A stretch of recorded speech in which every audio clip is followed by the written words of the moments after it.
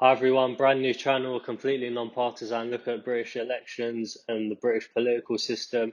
The first video will be on the 2021 Batley and Spen by-election. Firstly, I'm going to show you where Batley and Spen is in the UK, just south of Leeds in North Yorkshire. Created in 1983 out of parts of the seats of Batley and Morley, Brighhouse and Spenborough, and Dewsbury. The North Yorkshire constituency of Batley and Spen includes Batley, Berkenshaw, Birstall and Cleckheaton. Hope I'm announcing all of those properly. As of 2019, the electorate is made up of just over 80,000 people, with a sizable retired population and a lower percentage of social housing than the regional average. While parts of the constituency are largely white British, Batley has a sizable number of residents from a South Asian background. Jo Cox was actually the MP for Batley and Spen until her murder by a far-right extremist in June 2016, after which the Conservative, Lib Dem, UKIP and Green Party all announced that they would not contest the following 2016 by-election as a mark of respect. So let's take a look at the previous results for the Labour and Conservative parties, who have always been the two major parties in the constituency, and the seat has always been held by one of the two major parties. We've not included the 2016 by-election in this graph because, as mentioned, the Conservatives did not partake in that election. So the seat has been held by Labour since 1997, but was actually marginally held by the Conservatives from its creation up until that point, and is generally considered a swing seat despite its red wall status. As the graph shows, from the noughties to the 2010s, Labour's held a roughly 10-point lead over the Conservatives. Contrast this to other red wall seats, who over the same period may have seen 20 to 30-point leads for the Labour Party over Conservative. So this seat has actually been considered fairly winnable for the Tory party since its inception, unlike other red wall seats. Let's take a deeper dive at the most recent election of 2019. In 2019, the Labour Party held a reduced majority of about 6 to 7 points over the Conservatives, while many other former red wall, possibly even stronger seats for the Labour Party historically turned blue. What was the reason for this? Why did the Tories manage to flip more solid Labour strongholds, but not Batley and Spen? Well, as you can see, the heavy Woollen District Independents, who are a pro-Leave Eurosceptic party formed by former UKIP member Paul Halloran, picked up just over 12% of the vote, and the Brexit Party picked up just over 3%, combining for nearly 16% of the vote and almost certainly blocking the Conservatives from picking up this seat in 2019. Now let's move on to the 2021 election, the main purpose of this video. The 2021 by-election was scheduled following the resignation of Labour's Tracy Brabin, who was elected Mayor of West Yorkshire. Firstly, let's cover some of the smaller party and independent candidates, as there are some quite interesting names on the list. Firstly, Jada Franson jumps out, who is in the picture in the bottom right, most known for her association with far-right anti-Islam parties such as Britain First, English Defence League and so on.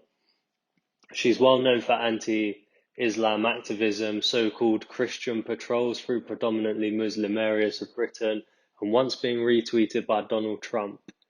The murderer of Jo Cox, mentioned earlier, actually shouted Britain First as he attacked her, so definitely some history for Jada in this constituency. Maybe she's looking to tap into the Eurosceptic vote. I should mention that the constituency did vote 60% for Brexit.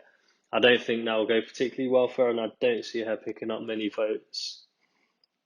Next up, we have George Galloway, who is on the top of the screen, the former Labour Party and Respect Party MP for Glasgow Hillhead, Bethnal Green and Bow, Bradford West and Glasgow Kelvin, is running for the Workers' Party.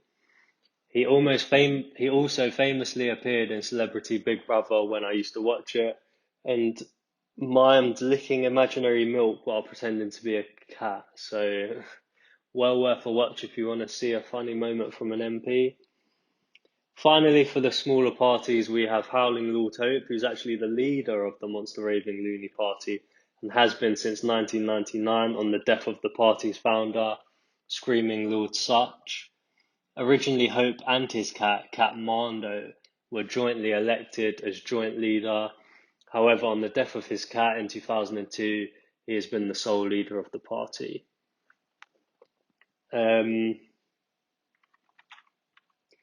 Now let's get on to the main candidates. I mean, there are quite a lot of candidates, is quite typical in by-elections.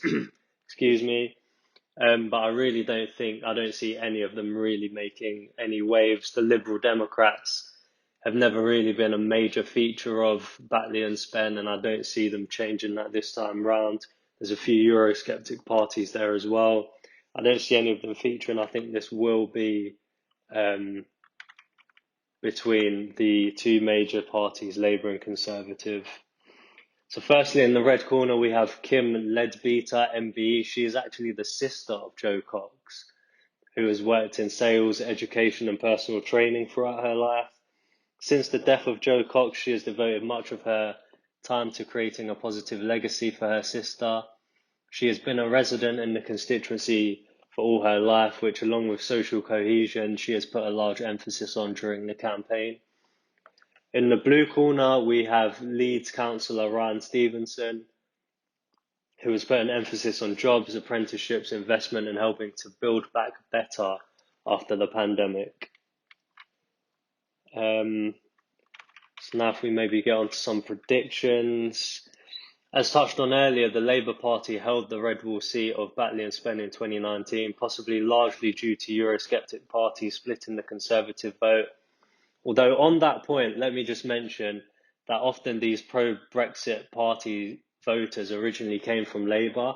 The idea that it's only the Conservatives who compete with Eurosceptic parties is just not the case, and often those voters did in fact come from Labour, although in current times they do tend to break more towards the Conservative Party.